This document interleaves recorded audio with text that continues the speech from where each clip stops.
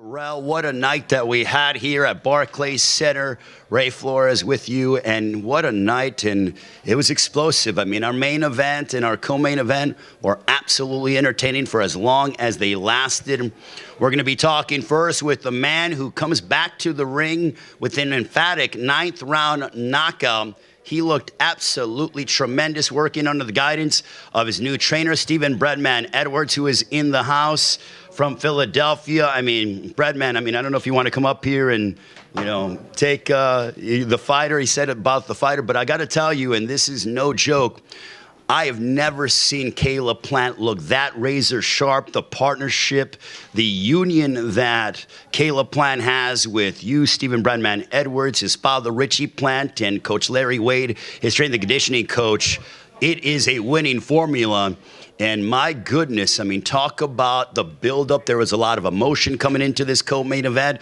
I'll tell you that firsthand because I was in the middle of these guys throughout the lead up during the promotion when it came to the kickoff press conference here at the end of August, and then the media calls and the press conference on Thursday here at Barclays Center. And the emotions boiled over, and Caleb Plant with a vicious home run left hook to dispose of Anthony Dirrell. And look, I've said this many times, Anthony Dirrell, a 2-time super middleweight champion of the world, he is so tough. Nobody does that to Anthony Dirrell, and Caleb Plant did that with a tremendous, probably the knockout of his career. And we've seen some valiant and some tremendous stoppages by Caleb Plant. He goes out and gets the finish. Ladies and gentlemen, please welcome with a tremendous 9th round knockout over Anthony Dirrell, the victorious Caleb Plant, ladies and gentlemen.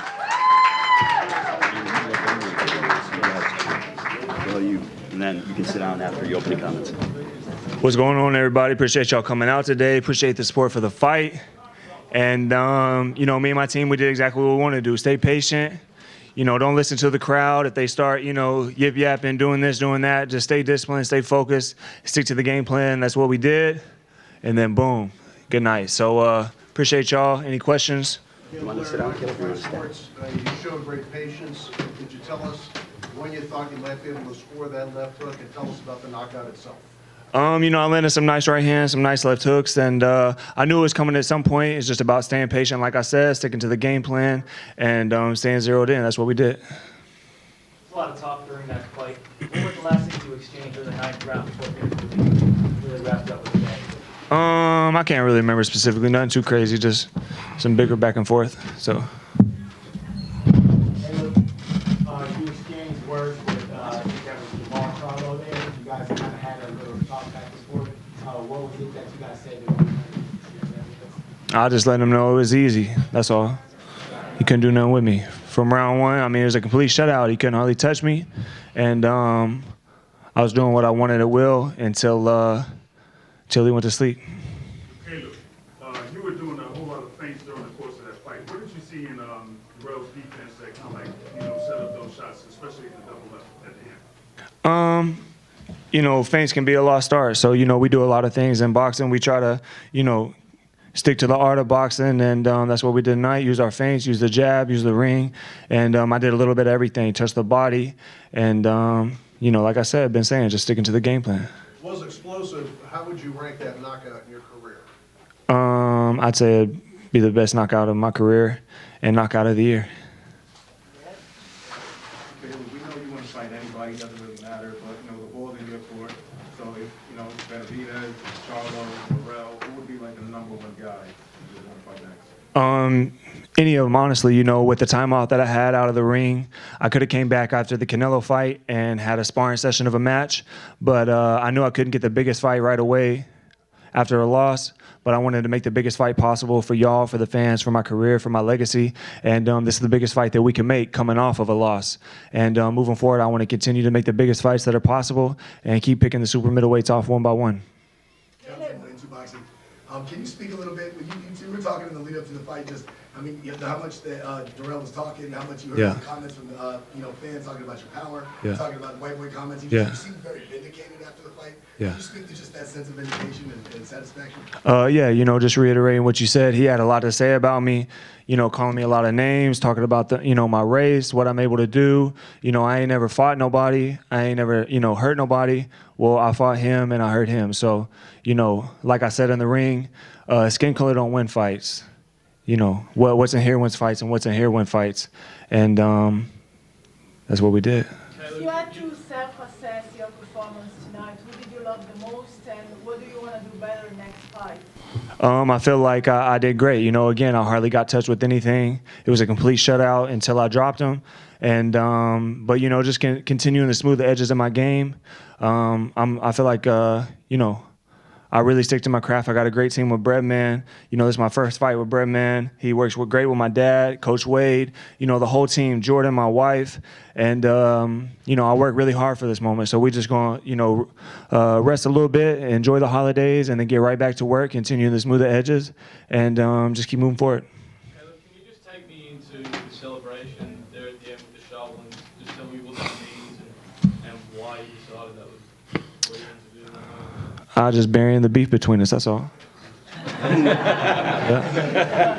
all the derogatory remarks at the beginning, and then it followed into the ring, he was trying to take you out of your discipline with all the rough-out tactics. How hard was it for you to keep your discipline? Not hard at all. I'm a professional. I've been doing this for a long time at a high level. I'm a Golden national champion. I'm an Olympic alternate, a former world champion. And with only 23 fights, I stepped up early in my career to fight for a world title as an underdog. And, I got a lot of amateur experience, international experience. So, it just comes with the territory. And it's just about staying, remaining focused, remaining disciplined. And that's what we did. There's nothing, like I told y'all in the lead up to the fight, there's nothing he can do that's going to pull me out of my game plan, pull me out of my zone. And that's what we did. It's what I did. It felt all right. Yeah, it felt all right. Caleb, what did you learn from the Canelo fight that you used for his championship? Besides, I don't know about one specific thing, but most importantly, just the experience. You can't buy experience. You can't borrow. You got to go through the fire to get it. And I did that, and I feel like I did that with grace. I went out on my shield. I didn't just come for a check. I laid it all out on the line. And, it was a good experience. And now I've gotten to, take that experience with me into these other big fights. And, experience is priceless. And it paid off tonight. Hey, you received some criticism. Can you take us back to the moment when you landed the body shot? We've heard fighters say before that time kind of slows down before you land that KO punch. What was the moment like before you landed the punch that ended the bout? I noticed him, how he's reacting to my punches, some things that he was doing, and I was just taking inventory. Like I said before, remaining patient and calm and disciplined, and again, just taking inventory of how he's reacting and what he was doing, and just playing chess, knowing how he was going to react and setting the shot up. And Caleb, you received criticism in the past by fans just about your power. Do you think that this fight kind of changes that narrative or shifts anything for you? I'm not really concerned with what people say about me or what they have. If I listen to people, I wouldn't even be at this level. So I know what I'm capable of, and in the past, even people said that I haven't, had power, but then they wind up just standing there looking at me for the most part, most of my opponents. And so, if I don't have power, then why not just keep on going? So people can say what they want. Me and my team are going to remain focused, zeroed in, continue to smooth the edges, keep working, and just getting better. Speaking of ignoring the people, you talked a little bit about ignoring the crowd, and obviously the reaction to the kind of slow pace of the fight earlier on can you just speak about what it was like being patient in that moment and waiting for your time? I thought it was just just here and there, the crowd getting a little antsy, but the crowd's going to do that at times. This ain't the first fight for that to happen, so it's just again staying focused, not listening to the crowd, listening to my coaches, and doing what we came to do. Just a question for Fred, man. I think I was trying to read your lips, and it looked like you were saying, I told you, like after the fight. Did you kind of expect Frank would score that knockout? First time I caught pads with him, I was like, damn, man, you punch a lot harder than people realize. And he was like, man, I just be working on my defense. I haven't always been committing to my shots, but I can punch. and we was just working on different things with the shield and stuff, and I was just really impressed. And you know, he knocked out a couple guys in sparring just like that, you know, like sleep. And I was like, and I came to his room last night and I said, man, you know, the world haven't seen the things that I seen in the gym. You know, sometimes you probably overthinking in the fights. I want you to slow yourself down. I want you to show everybody what I seen, you know, because I'm kind of being humble when they keep saying that you can't punch. We was talking about it through camp. I'm like, man, you gonna hurt this dude if he run up on you and think that you can't punch. So we went for a walk last night and we talked about life. And I told him I want him to show everybody publicly what I seen privately in the gym, man. And he did it. So you know, that's just a rumor that he can't punch. You know, all punches hurt. You know, he's a fast, explosive kid, and when you got speed like that, you hit people like you shock them. They don't see it coming, man. So, you know, that's guys in the media that's not in the ring. All punches hurt. Don't believe this man can't punch.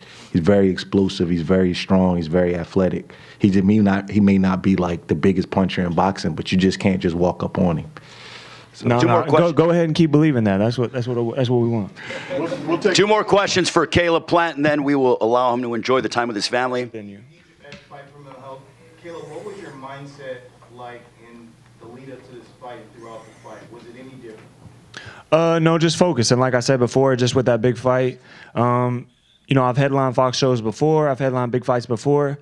Obviously, with my last fight and everything that came with it, just carrying that experience over into this one. And this was a big fight as well. And again, just staying focused, I think is a testament to my focus. You know, you see a lot of fighters, they lose, and then you're not really sure how they're going to come back, how their confidence is going to hold up. And I think I showed tonight, and not just tonight, but through my whole life, I've always had a chance to bow out gracefully. Nobody would be mad at me after everything, but I've always stayed mentally strong, kept going, kept my nose down, kept working no matter what. And I think I showed tonight that regardless of what pops up in my life, I'm going to keep my nose down. I'm going to keep grinding with my team in the dark. And when the lights come on, we're going to put on a show. Dan, right here. Canelo has all 4 belts in the super middleweight division. This was obviously a big win for you. I wonder, with the belts all tied up, at least for the foreseeable future, how do you motivate yourself to go forward, and what kind of big event can you make, given that he is the champion and he doesn't appear to be giving it up anytime soon? Yeah, well, I mean, you know, I'm here to stay, and I think I proved that tonight. I'm one of the best super middleweights in the world, and you know, I'm just going to go home. You know, I get to spend the holidays with my daughter Charlie. I'm really excited about that, and with my wife and my family through the holidays. And we'll sit down with my team. We'll sit down with Al. We'll sit down with Luis. I feel like I got the best team in boxing, and we're looking to make more big fights moving forward and continue to pick off one top super middleweight at a time until we get all of them. All right, congratulations to Caleb Plant on the victory. Also, just so you know, the time this...